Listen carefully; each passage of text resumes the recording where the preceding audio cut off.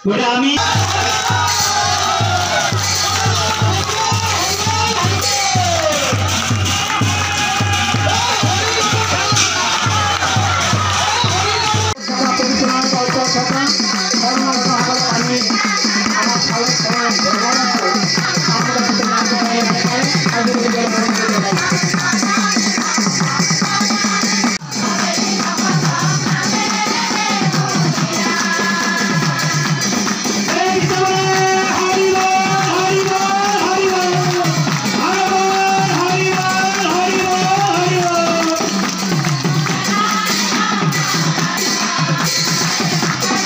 গুৱাহাটীৰ খানাপাৰা বুলি কৈছে খানাপাৰাৰ পৰা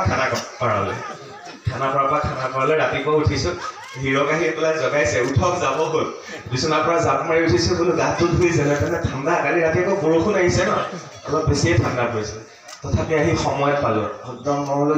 ভাবি আছোঁ গুগল মেপটো লগাচোন সময়ত গৈ পামগৈ নে নাই ৰাইজ ৰৈ থাকিব একদম আহি সময়ত পাইছোঁ সেইকাৰণে বেছি ভাল লাগিছে আৰু ভাগৱত শব্দটো আহোঁতে মই বোলো হিৰকক ক'লো বোলো ভাগৱতৰ বিষয়ে যিখিনি জানো অকণমান বেছিকৈ জানিব লাগিব ক'বও লাগিব দিয়কচোন তো তেনেকৈ ভাবোঁতে ভাগৱতৰ বিষয়ে অকণমান জানিবলৈ চেষ্টা কৰিছিলোঁ তো ভাগৱত শব্দটো বুজিবলৈ চেষ্টা কৰিলোঁ ভা মানে হৈছে পোহৰ ভা মানে পোহৰ আমাৰতো এটা সূৰ্যই আমাক পোহৰ দিয়ে তাতেই আমি জীয়াই আছোঁ গোটেই পৃথিৱীখন তো ভাগৱত পাঠ কৰাৰ পিছত কিমান হাজাৰ সূৰ্যই আমাক পোহৰ দিব ভাবক ভা শব্দটোৰ অৰ্থ হৈছে পোহৰ গ শব্দৰ অৰ্থ হৈছে গীত গীত মানে আমাৰ এই ডিস্কো ডান্সাৰ নহয় আৰু তাত হ'ব আমাৰ এই ভাগৱতত যিসমূহ নাম কীৰ্তন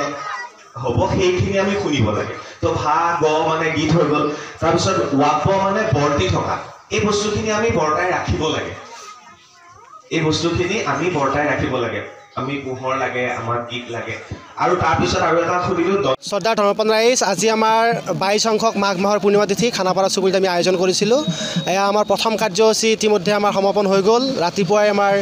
8 বজাৰ লগে লগে পতাকা উত্তোলনেৰে আজিৰ কাৰ্যসূচী আৰম্ভ হৈছে তাৰপিছতে আমাৰ স্মৃতি দৰ্পণ অনুষ্ঠান আছিল তাৰপিছত বৃক্ষৰোপণ অনুষ্ঠান আছিল বৃক্ষৰোপণৰ পিছতে আমাৰ মুখ্যতাৰ উন্মোচনী আছিল তাৰপিছত আমাৰ ভাগৱত শোভাযাত্ৰা আছিল ভাগৱত শোভাযাত্ৰা কৰিলে আমাৰ জ্যেষ্ঠ সাংবাদিক বাৰ্তালাপৰ স্বত্বাধিকাৰী চক্ৰৱৰ্তী পৰশৰদেৱে ইতিমধ্যে আপোনালোকে গম পাইছে যে আমাৰ ভাগৱত শোভাযাত্ৰা সুন্দৰভাৱে সমাপন হ'ল এতিয়া আমাৰ ভাগৱত পাঠ আছে আৰু সন্ধিয়া আমন্ত্ৰিত অতিথিৰ বন্তি প্ৰজ্বলনেৰে নিশালৈ নাগাৰা নাম আৰু